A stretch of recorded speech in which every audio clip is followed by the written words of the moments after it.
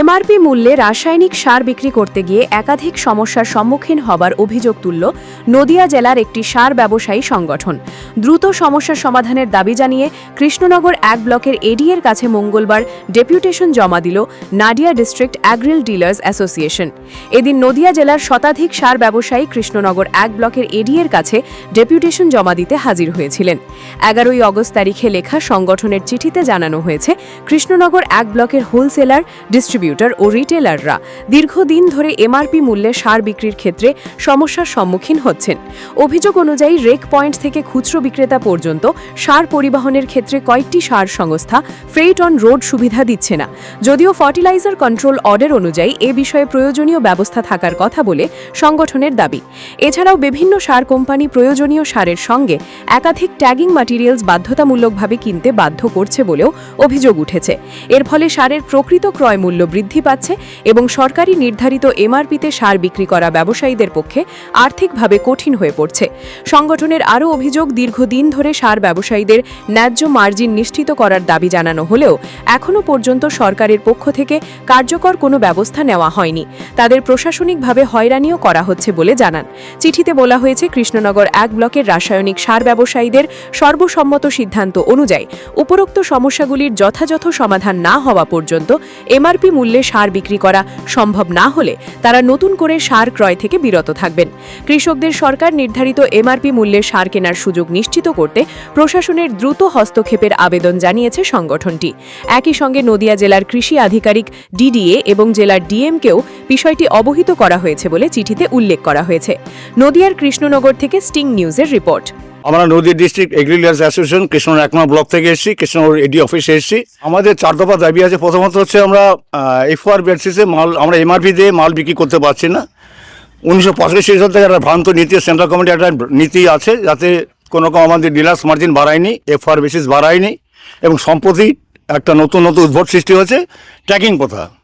আমাদের ডিলার্স মার্জিনটা বাড়ানোর জন্য আমরা অনেকবার কাতর আবেদন করেছি। আমরা প্রশাসনের কাছে অনেকবার, আমরা নেবানদী রাইটার্স বিল্ডিংয়ে আমরা অনেকবার গিয়েছি, আমরা আমাদের কৃষিমন্ত্রীকে জানিয়েছি, কিন্তু সেখান থেকে কোনো রেসপন্স আমরা এখনও পর্যন্ত পাইনি। আজকে সর্বস্ব জায়গায় এমআরপি সার বিক্রি করার জন্য প্রশাসন থেকে বাধ্য করছে এবং এডিওগুলো আমাদের সমস্ত দোকানে রিটেলার ভাইতে হেনস্থা করছে যাতে আমরা সার এমআরপিতে বেচতে পারছি না। কারণ ভ্রান্ত নীতি, যেই ডিলার্স মার্জিন আমরা যে ফ্রেটটা আমরা পাওয়ার কথা সেটা পাচ্ছি না। আমরা চাষিদের ন্যায্য মূল্যে কোনোভাবেই সার পৌঁছে দেওয়া সম্ভব হচ্ছে না। যে ভাড়াটা আমাদের কেন্দ্রীয় সরকার আমাদের জন্য বরাদ্দ করেছে সেটা বাড়ানোর ব্যাপারে আমরা দীর্ঘদিন আন্দোলন করে যাচ্ছি, কিন্তু কেন্দ্রীয় সরকার কোনো রকম কর্ণপাত করেনি। সেই জন্য আমরা আমরা বেঙ্গল গভর্নমেন্টের কাছে জানিয়েছি, আগামী দিনে আমাদের এই আন্দোলনটা যদি তারা যদি বাস্তবিকতা না করে, আমাদের দাবিগুলো যারা না মানে, তাহলে আগামী দিন আমার বৃহত্তর আন্দোলনে আমরা বলতে বাধ্য হবে। আগামী দিন আমাদের মনে হচ্ছে যদি যথাযথ আন্দোলন করে নাম রূপরেখা আমাদের বাস্তব দাবিকে না মানে, তাহলে আগামী দিন সারের একটা বড় সংকট দেখা দেবে এবং আমার ডিলার সমস্ত দোকান একযোগে বয়কট করতে বন্ধ। 2 নম্বর হচ্ছে এফওআর, যেটা ফ্রেট আমাদের ডেলিভারি পয়েন্ট কাস্টমারদের রিটেলার পর্যন্ত আমরা কোনোভাবেই ওই ভাড়াতে আমরা মাল পৌঁছে দেওয়া সম্ভব হচ্ছে না। ট্যাগিং প্রথা জবরদস্তি, আজকে একটার সঙ্গে আরেকটা জবরদস্তি ট্যাগিং হচ্ছে, এটা কোম্পানিদের ফায়দা। এটা প্রশাসনিক এবং ডিপার্টমেন্টের সবটাই তারা জানে। তারা কিন্তু এটা আমরা অনেকবার আন্দোলন করেছি। আমাদের শ্বেত পত্রিকা 2008 সালে বামপন্থী সরকারের আমলে এটা আমাদের শ্বেত পত্রিকা আমরা প্রকাশ করেছিলাম। তাতে পরিষ্কার বলা আছে যে কোনোভাবেই ট্যাগিং দিয়ে সার বিক্রি করা যাবে না। মার্জিন মানে যেটা আমাদের 10% দাবি আমরা করে এসেছি, এখনও বলছি।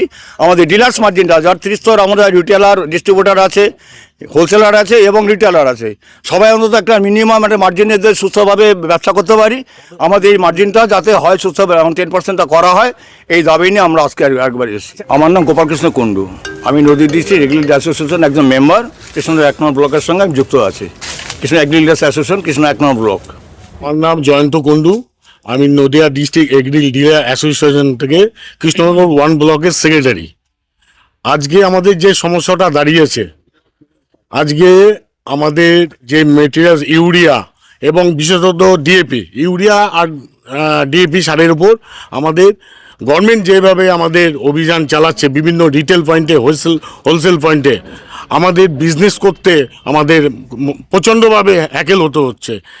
এই জিনিসটা রিটেল পয়েন্টে যারা পুলিশ নিয়ে যাচ্ছে, প্রশাসন থেকে পুলিশ নিয়ে যাচ্ছে, ডিপার্টমেন্টের লোক যাক, আমাদের ডিলার অ্যাসোসিয়েশন মানে এগ্রিকালচার যারা অফিসার আছে তারা যাক, আমরা কোনো রকম তার সেটা ইয়ে করবো না। বিডিও অফিস থেকে, পুলিশ থেকে এবং নেতারা পর্যন্ত তাদের সঙ্গফাঙ্গ নিয়ে আমাদের রিটেল পয়েন্টে হানা দিচ্ছে। এইগুলো আমাদের মানে প্রচণ্ডভাবে আমরা হ্যারাসমেন্ট হচ্ছি এবং আমাদের যারা রিটেলার তার ফ্যামিলির কাছে তারা ছোট হচ্ছে। বিজনেস করতে গিয়ে আমরা কোটি কোটি টাকা আমরা বিজনেসের সঙ্গে ইনভলভ করেছি, ব্যাংকের থেকে লোন নিয়ে ব্যবসা করছি। আজকে এমআরপি রেটের যে মালটা আমরা আজকে আমাদের বাধ্য করছে, আমরা করছি, কম বেশি করছি, সেটা আমাদেরকে গভর্নমেন্ট আমাদের করে দিক। আমরা কখনোই চাইবো না যে আমরা এমআরপি থেকে বেশি মাল নেবো, আমাদের মার্জিন মানিটা বাড়িয়ে দিক। আজকে 80 সালে লাস্ট মার্জিন মানি বাড়িয়েছে, আমাদের মিনিমাম 10 থেকে 15% মার্জিন মানি বাড়াতে হবে। সরকারের পলিসি মানে ভুল আছে। আজকে আমরা একটা ইউরিয়া সার কিনতে লাগে, আমাদের কোম্পানি আমাদের কাছ থেকে নেয় 266 টাকা, 266 টাকা, আর ডিএপি সার 1350 টাকা এমআরপি আছে, আমাদের কিনতে হয় 1310 টাকা। এই যে মার্জিন মানি যে ফ্রেটটা দেয় ইউরিয়াতে 8 টাকা সারা নদিয়া ডিস্ট্রিক্টে পৌঁছাতে, আর ডিএপিতে 15 টাকা সারা নদিয়া ডিস্ট্রিক্টে, সেটা আমাদের অ্যাভারেজ ফ্রেট আছে 40 থেকে 35 টাকা ফ্রেট আছে। এই ফ্রেটের মধ্যে আমরা কি করে আমরা মালটাকে রিটেল পয়েন্টে পৌঁছাবো? এবং আমাদের একটা প্রফিট আছে, ডিস্ট্রিবিউটার তার হোলসেলারকে দেবে, সেও একটা প্রফিট করবে, হোলসেলার আবার রিটেলারকে দেবে, রিটেলার আবার চাষির হাতে পৌঁছাবে, এবং সেই মালটা রিটেলার হাত থেকে মাল নিয়ে যেতে 15 থেকে 20 টাকা ভ্যান ভাড়া লাগে। এই যে এতটা ডিফারেন্স, আমরা কীভাবে আমরা ব্যবসাটা করব?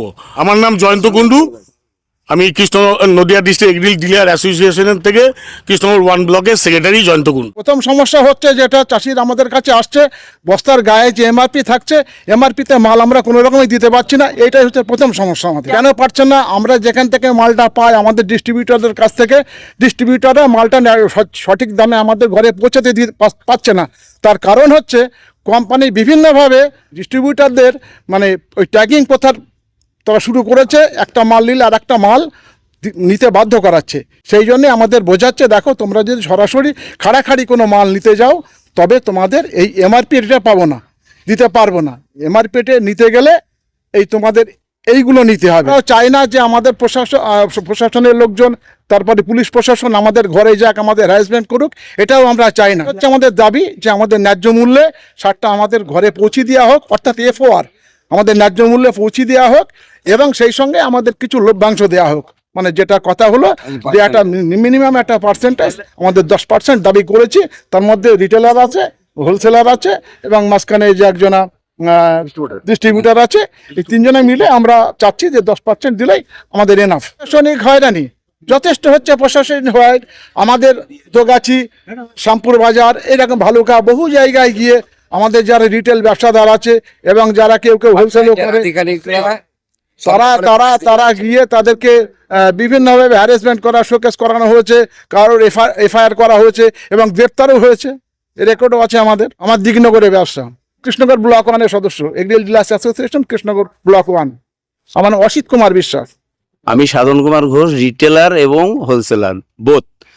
রিটেলারদের মূলত যে প্রবলেম, সেটা গভর্নমেন্টের বক্তব্য যে এমআরপির ওপরে ওভার প্রাইসিং মানব না, কিন্তু সেই ওভার প্রাইসিংয়ের আমরা 266তেই ইউরিয়া বিক্রি করি, কিন্তু সেই বিক্রি করতে গেলে আমাদের ঘর থেকে পয়সা দিয়ে চাষিকে স্যাটিসফাইড করতে হবে। এর জন্য দায়ী হচ্ছে কোম্পানিগুলো। মূলত কোম্পানিগুলো একটা মাল নিতে গেলে, ধরুন আপনি 1 গাড়ি ইউরিয়া নেবেন, তার সঙ্গে আপনাকে 20,000 টাকার একটা ট্যাগিং মাইক্রোনিউট্রিয়েন্ট কিনতে হবে। এই মাইক্রোনিউট্রিয়েন্ট কিনতে গিয়ে আমরা যারা ডিস্ট্রিবিউটার, আমি রিটেলার অ্যান্ড অলসো ডিস্ট্রিবিউটার, সেখানে আমরা এমআরপি ক্রস ছাড়া বা না হলে আমাকে ব্যবসা বন্ধ করতে হবে। সেই জন্য গভর্নমেন্ট এমন ইনিশিয়েটিভ ভূমিকা নেক, সেন্ট্রাল গভর্নমেন্টের সঙ্গে কনসাল্ট করে, যাতে কোম্পানি, আমি সার কিনলে শুধু সারই নেবো, তার সঙ্গে আদার কোনো প্রোডাক্ট আমরা রিসিভ করব না। এই হচ্ছে আমার মূল বক্তব্য। সাধন কুমার ঘোষ, ব্লক 1।